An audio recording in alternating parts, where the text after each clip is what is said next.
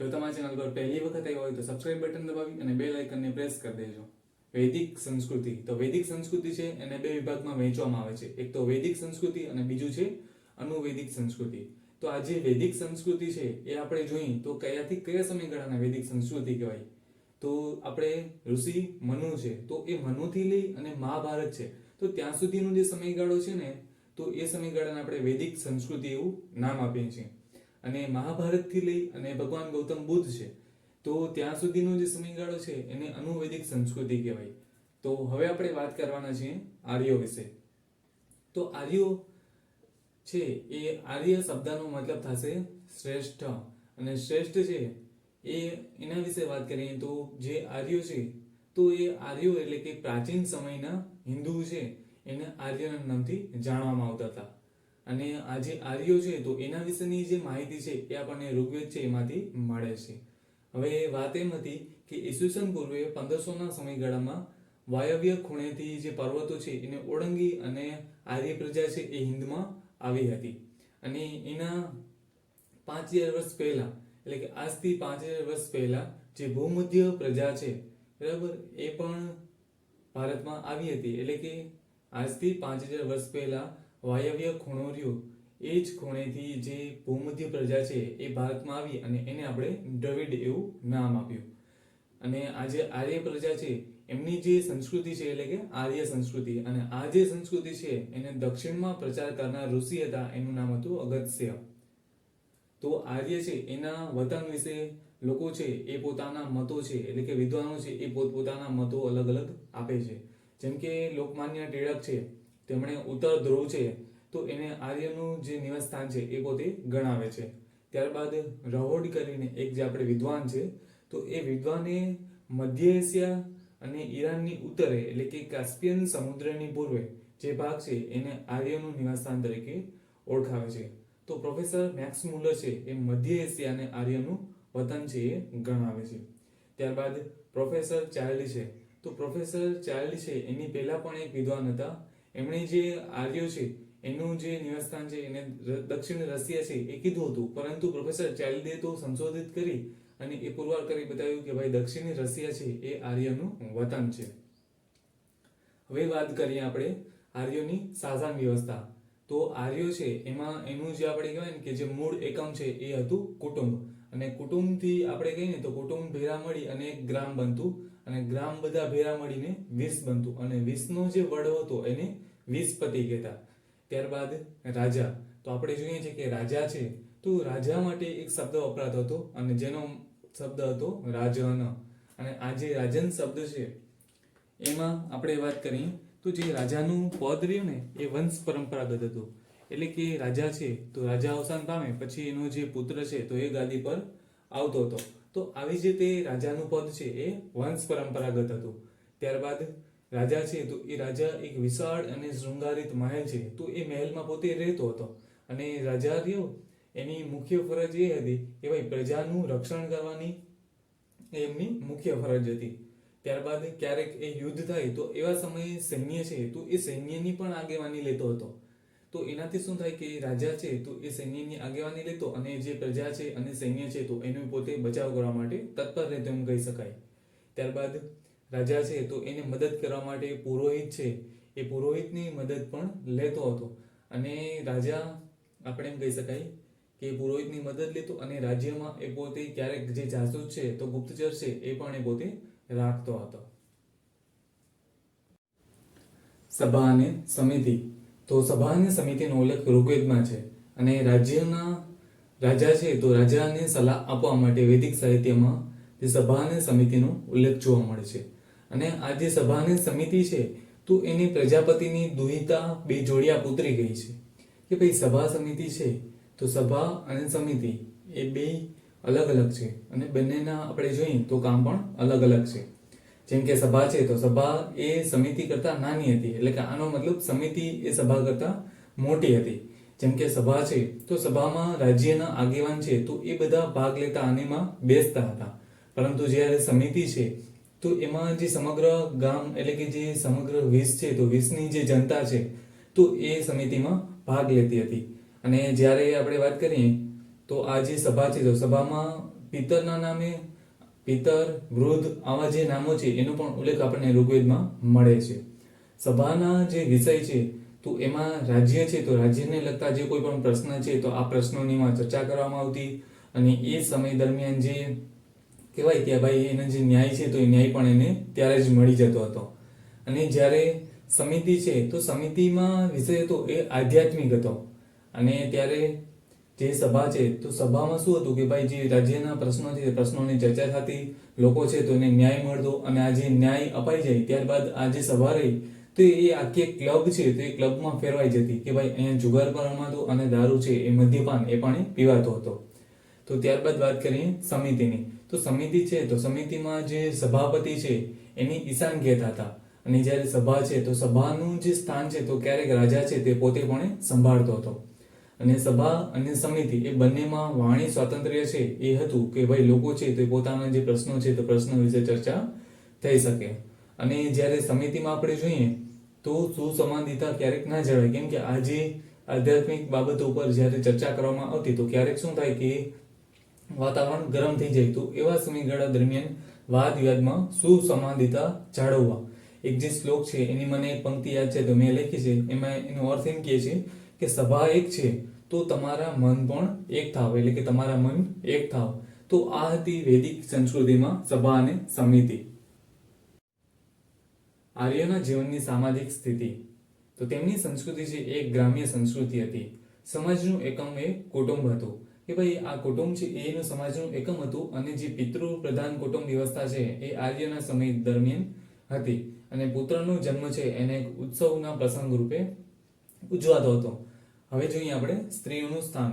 તો કુટુંબ અને સમાજમાં જે સ્ત્રી છે તો એનું પણ એક ઉચ્ચ સ્થાન હતું, એટલે કે એને પણ જે પુરુષ જેટલું જે આદર અને સન્માન મળતું હતું. સ્ત્રીને સહધર્મચારિણી ગણવામાં આવતી હતી, એટલે કે જે સ્ત્રી છે તો એ જ્યારે યજ્ઞ થાય, કોઈ પણ ધાર્મિક કાર્ય થાય તો એવા સમયગાળા દરમિયાન સ્ત્રી છે તો એની પણ હાજરી છે એ અત્યંત આવશ્યક ગણવામાં આવતી હતી. અને આપણે જોઈએ તો જે આર્યો છે તો એના સમયગાળા દરમિયાન જે સ્ત્રી છે એ પોતે પણ અભ્યાસ કરી શકતી હતી. અને આમાં વાત કરીએ આપણે આગળ તો જે કેટલીક સ્ત્રી છે જેમ કે અપાલા છે, કોસા છે, લોકમુદ્રા છે, તો આવી જે સ્ત્રી છે તો એમને પણ ઋગ્વેદ છે તો એની જે મંત્રો છે ઋચા તો એને પણ એને રચના કરી છે. અને જે કન્યા છે તો કન્યાના જે ઉંમર છે એટલે કે કન્યાના જે પુખ્ત ઉંમરે જ લગ્ન કરવામાં આવતા હતા. અને આ સમયગાળા દરમિયાન જે આપણે કહેવાય કે બાળ લગ્ન છે એ અસ્તિત્વમાં નહોતા. અને કન્યા છે તો કન્યાને પોતાના જે પતિ છે તો એ પોતાની જાતે પણ એની પસંદગી કરી શકતી હતી.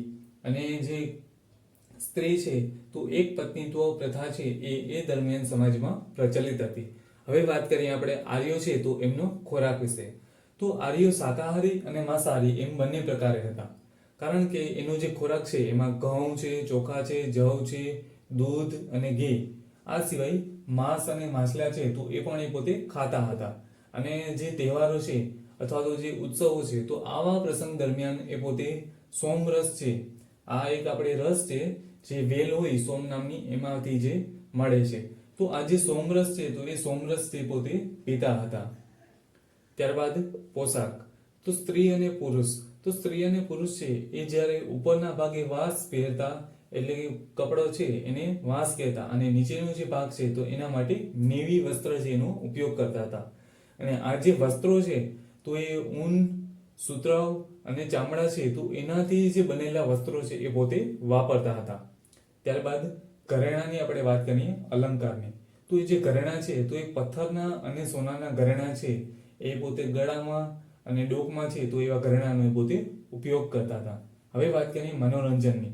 તો મનોરંજન માટે એ રસની હરીફાઈ છે, જુગાર છે, દારૂ છે, અને જે સંગીત નૃત્ય છે તો એમાં પણ એ પોતે કેટલાક વાજિંત્રો છે જેમ કે વીણા, વાંસળી, ઢોલ, તો આ જે બધા છે તો એનો પણ એ પોતે જીવનમાં આનંદ માટે ઉપયોગ કરતા હતા. આર્યોનું આર્થિક જીવન. તો ખેતી. તો આર્યોની સંસ્કૃતિ એ ગ્રામીણ સંસ્કૃતિ હતી, એટલે ગ્રામીણ સંસ્કૃતિ હતી એટલે આપણને ખબર પડી જાય કે ગામમાં શું હોય, ખેતી હોય ને પશુપાલન.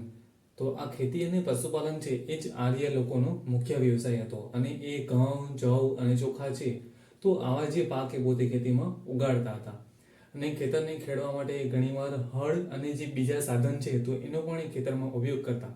તો ક્યારેક એ મોટા અને ભારે હળ છે તો એવા હળને પણ એ પોતે ખેતીમાં ઉપયોગ કરતા હતા કે જેમાં 6 થી લઈ અને 24 જેટલા બળદ છે બળદ એ હળને ખેંચતા હતા. ત્યારબાદ વાત કરીએ પશુપાલનની, તો પશુપાલન છે એમાં એનો મુખ્ય વ્યવસાય પશુપાલન હતો. એટલે કે આર્યો જ્યારે ભારતમાં આવ્યા તો એની પહેલા એ લોકો મૂળ પશુપાલન વ્યવસાય જ કરતા હતા. અને ત્યારબાદ ગાય છે તો એ આર્ય લોકો ગાયને પવિત્ર ગણતા હતા. અને ત્યારબાદ ઘેટા, બકરા, ઘોડા, તો આ જે બધા પાલતુ પશુ છે તો એ બધું પોતે પાળતા હતા. ઋગ્વેદ છે એ ઋગ્વેદના સૂક્ત પુરુષ મુજબ એક વિરાટ પુરુષ છે. એ વિરાટ પુરુષના મુખમાંથી, બાહોમાંથી, જાંઘમાંથી અને એના પગમાંથી જે કેટલાક લોકો છે એનો જન્મ થયો. અને આના આધારે જે કામ છે એ કામને સરળતાથી વિભાજન થઈ શકે એટલા જ માટે આ વર્ણ છે એની વ્યવસ્થા કરવામાં આવી હતી. તો જે વિરાટ પુરુષ છે એ વિરાટ પુરુષના મુખમાંથી જે ઉત્પન્ન થયા એ બ્રાહ્મણો, હાથ એટલે કે જે બાહુ છે એ બાહુમાંથી જે ઉત્પન્ન થયા એ ક્ષત્રિયો, અને જાંઘમાંથી જે ઉત્પન્ન થયા તે વૈશ્યો, અને શુદ્રનો જન્મ છે એના પગમાંથી થયો હતો. હવે આવી જ રીતે આ સમાજમાં શ્રમ વિભાજન થાય અને દરેકને પોતાનું કામ છે એ સારી રીતે કરી શકે એવા હેતુથી ઋષિ મુનિઓએ જે ભાગ છે એ પાડ્યા હશે એમ માની શકાય. જેમાં બ્રાહ્મણ, ક્ષત્રિય, વૈશ્ય અને શુદ્ર. હવે જે લોકો સમાજનું અને પ્રજાનું રક્ષણ કરનાર એ લોકો ક્ષત્રિય કહેવાયા. અને જે લોકો વિદ્યા ભણતા, સાચવતા અને જે લોકો વિદ્યા બીજાને આપતા હતા તો એ લોકો બ્રાહ્મણ કહેવાયા. અને જે લોકો ખેતી, વ્યાપાર અને ઉદ્યોગ જેવી પ્રવૃત્તિ સાથે જોડાયેલા હતા તો એવા લોકો વૈશ્ય કહેવાયા. અને આ જે ત્રણ વર્ગના લોકોની સેવા કરનાર લોકો હતા એમને શુદ્ર કહેવાયા. ઋગ્વેદ છે તો એ સમયમાં જ્ઞાતિ પ્રથા છે એનો સદંતર અભાવ હતો.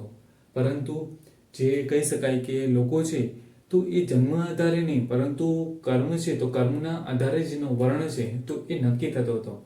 જેમ કે આપણે વાત કરીએ તો વિશ્વામિત્ર ઋષિ છે એ પોતે એક ક્ષત્રિય હતા અને પોતાના કર્મ અને તપ કરી અને પોતે ગુરુ બન્યા હતા અને બ્રાહ્મણ પણ બન્યા હતા. સમાજમાં શ્રમ વિભાજન થઈ અને દરેક લોકો છે એ પોતાનું કામ છે એ સારી રીતે કરી શકે એ પ્રમાણે વર્ણ વ્યવસ્થા ગોઠવવામાં આવી હતી. તો એવી જ રીતે જે આપણે જે મનુષ્ય જીવન છે તો એને પણ આપણે 4 આશ્રમમાં વિભાજિત કરી દેવામાં આવ્યું છે. કારણ કે મનુષ્ય છે તો એ સરળતાથી પોતાનું જીવન છે એ જીવી શકે. જેમાં આપણે વાત કરીએ તો પેલું છે બ્રહ્મચર્યાશ્રમ, એટલે કે જન્મથી લઈ અને 25 થી 26 વર્ષની ઉંમર સુધી એ બ્રહ્મચર્યાશ્રમ છે. તો એમાં શું હોય કે વ્યક્તિ છે તો એ પોતાના ગુરુના ગૃહે એટલે કે આશ્રમે રહી અને અહીંયાથી એ વિદ્યા મેળવશે. ત્યારબાદ ગૃહસ્થાશ્રમ, કે ભાઈ એ ગૃહસ્થાશ્રમ એટલે કે ગુરુ છે તો ગુરુના પાસેથી વિદ્યા મેળવી અને ત્યારબાદ એ પોતાનું જે લગ્ન કરી અને સાંસારિક જીવનની શરૂઆત કરશે તો એને આપણે ગૃહસ્થાશ્રમ કહેશે. અને એ 26 થી 50 વર્ષની ઉંમર સુધી ગણવામાં આવે છે. અને 51 થી 75 વર્ષની ઉંમર છે તો ત્યાં સુધી એ વાનપ્રસ્થાશ્રમ એટલે કે આ જે સાંસારિક જીવન છે એ સાંસારિક જીવનની મોહમાયા છે એ ઝાડમાંથી છૂટી અને જે મુક્ત રીતે પોતાનું જીવન જીવવાની શરૂઆત કરશે. અને 76 થી 100 વર્ષની ઉંમર છે તો સંન્યાસાશ્રમ એટલે કે માણસે બધી વસ્તુઓનો ત્યાગ કરી અને મોક્ષ પ્રાપ્તિ એ જ એમનું અંતિમ ધ્યેય રાખવાનું હોય છે. તો આવી જ રીતે આપણે 4 આશ્રમોમાં જે મનુષ્ય જીવન છે એને વહેંચવામાં આવ્યું હતું. તો મનુષ્ય જીવનનું અંતિમ જે લક્ષ્ય છે એ છે મોક્ષ. તો આવી જ રીતે મોક્ષ છે તો એ મોક્ષ પામવા માટેના 4 પુરુષાર્થ છે એ પણ જણાવેલા છે કે ભાઈ જેમાં છે ધર્મ, અર્થ, કામ અને મોક્ષ. તો જ્યારે અર્થ અને કામ છે તો એ બંને દ્વારા આપણે મોક્ષ છે એ પામી શકીએ છીએ. અને અર્થ અને કામ સાથે જે સંકળાયેલ છે જે નીતિ નિયમો તો એનું જે પાલન કરવું એને જ આપણે ધર્મ કહીએ છીએ. તો આવી જ રીતે ધર્મ, અર્થ, કામ અને અંતિમ છે મોક્ષ. ત્યારબાદ વૈદિક ધર્મ. તો વૈદિક ધર્મ છે તો એમાં પ્રકૃતિ દેવો છે તો એ પ્રકૃતિ દેવોમાં ધરતી પર રહેનારા હતા, વાતાવરણમાં રહેતા દેવો હતા અને આકાશમાં રહેતા દેવો હતા. જેમ કે આપણે વાત કરીએ તો પૃથ્વી છે, અગ્નિ છે, સોમ છે, તો આ બધા ધરતી પરના દેવો હતા. અને જ્યારે વાતાવરણમાં રહેતા દેવોની વાત કરીએ તો ઇન્દ્ર છે, વાયુ છે, તો એ બધા વાતાવરણના દેવો હતા. ત્યારબાદ આકાશમાં રહેતા દેવો તો આકાશમાં સૂર્ય, મિત્ર, વિષ્ણુ, તો એ બધા આકાશમાં રહેતા દેવો હતા. જ્યારે દેવીની વાત કરીએ તો આ જે બધાની દેવી હતી એમના ઉષા, આદિતિ અને સરસ્વતી. તો જેમાં આપણે વાત કરીએ, ઉષા એ સવારની દેવી છે, અદિતિ એ સાંજની દેવી છે અને સરસ્વતી છે તો એને નદીઓની દેવી પણ માનવામાં આવે છે. તો 16 સંસ્કાર છે એ ભારતના જે શાસ્ત્ર છે તો એના રચયિતાઓએ માનવ જીવનની ખૂબ જ સુંદર અને પવિત્ર બનાવવા માટે જે રીત રિવાજ નક્કી કર્યા એને જ આપણે સંસ્કારના નામથી ઓળખીએ છીએ. અને આ જે સંસ્કાર છે એ સંસ્કારોની સંખ્યા 16 છે, કે જેમાં સૌથી પહેલું જોઈએ તો ગર્ભધાન સંસ્કાર, ત્યારબાદ પુંસવન સંસ્કાર, પછી આવશે અનવલોબન સંસ્કાર, વિષ્ણુ બલિ સંસ્કાર, સીમંતોનયન સંસ્કાર, પછી જાતકર્મ સંસ્કાર, નામકરણ, નિષ્ક્રમણ સંસ્કાર, સૂર્યાવલોકન સંસ્કાર, અન્નપ્રશાસન સંસ્કાર, ત્યારબાદ ચૂડાકરણ સંસ્કાર, ઉપનયન સંસ્કાર, વેદારંભ સંસ્કાર, સમાવર્તન સંસ્કાર, વિવાહ છે એ પણ એક સંસ્કાર છે, અને અંત્યેષ્ટિ એટલે કે માણસ જ્યારે સ્વર્ગારોહણ કરે છે તો એ પણ એક સંસ્કાર છે. તો આવા જે સંસ્કારો છે એમાંના આપણે કેટલાક જે સંસ્કાર છે તો એના વિશે આપણે વાત કરીએ. જેમ કે બાળકો છે તો એ પહેલી વાર જ્યારે વાળ ઉતારવાનો અને ચૂલ સંસ્કાર છે એ 3 વર્ષનો થાય ત્યાર પછી એ કરાતો હતો. અને ઉપનયન છે એટલે કે જનોઈ, તો એ જ્યારે સંસ્કાર છે તે બ્રાહ્મણોમાં 8મા વર્ષે કરવામાં આવતું. કે જેમ કે આપણે અહીંયા જો આપેલું છે કે ઉપનયન સંસ્કાર છે, તો એ જે બ્રાહ્મણો છે તો એમાં જે જનોઈ છે તો એ 8મા વર્ષે કરવામાં આવતો સંસ્કાર છે. પછી ક્ષત્રિયોને 11મા વર્ષે અને વૈશ્યો છે તો એને પણ 12મા વર્ષે કરવામાં આવતો હતો. આ જ અવસરે યજ્ઞોપવિત એટલે કે જનોઈ ધારણ કરાવવામાં આવતી. વિવાહ સંસ્કાર છે તો એ પારિવારિક જીવનનો એક અત્યંત મહત્વનો મંગળમય સંસ્કાર ગણાતો હતો, જેમ કે અહીંયા મેં વાત કરેલી છે. તો એ હતું. અને ત્યારબાદ જે માણસ છે તે પોતે સ્વર્ગારોહણ એટલે કે જ્યારે એ મૃત્યુ પામે તો ત્યાર પછી મૃતક છે એ સ્વર્ગમાં જાય છે, તો એના માટે અંત્યેષ્ટિ સંસ્કાર છે તે સંસ્કાર કરવામાં આવતો હતો. તો આ જે છે એ બધા સંસ્કારો છે.